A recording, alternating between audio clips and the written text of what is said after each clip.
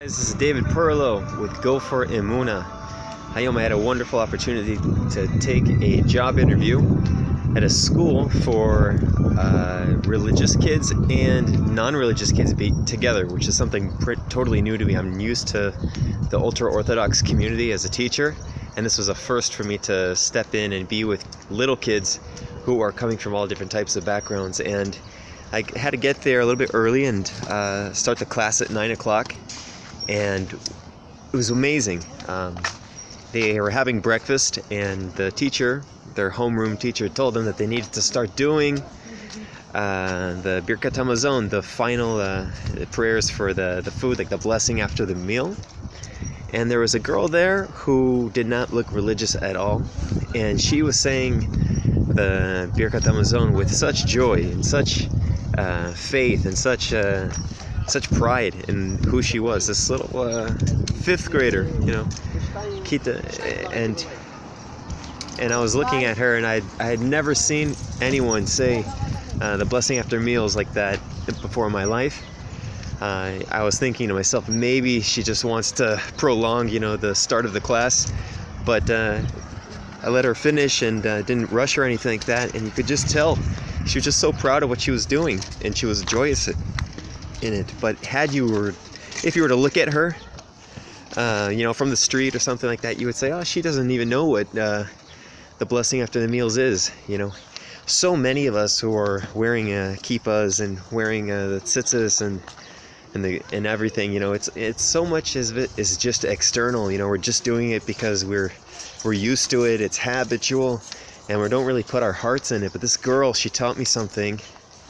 And it's really special to see that with young kids. They say that the famous Kabbalist, the Ari, the father of the Kabbalah in the town of Tzfat, the northern part of Israel, he was able to see like the souls of people, and he knew exactly what each person needed to do with their life and to attain their soul correction, which is something that maybe we'll talk about, in a few weeks. But they once asked him, this genius of a rabbi, they once asked him, how did you make it to being at such a huge level? What did you do to merit that? And he said, in just a sentence, he says, I just did my mitzvot, my commandments, with a smile on my face. I did them with joy. And that's how he claims that he rose to his level. It wasn't about excluding people. It wasn't about being extra strict with people and walking around all tense all the time. This person, he had real emunah. He had the real awareness that everything was coming from Hashem, that everything was for the good, and that everything had a reason, and he was happy with that. He canceled out his own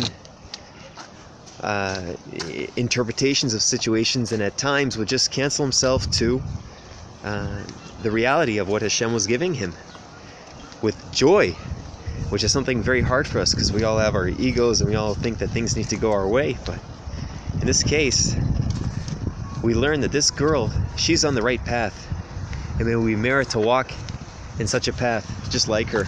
You guys, this is Go for Emuna. Check it out. If you have a question that you want me to do a video about, or if you want me to talk about something else, if you like these videos, share them, or check us out on YouTube. Go for Emuna, guys. Have a wonderful day.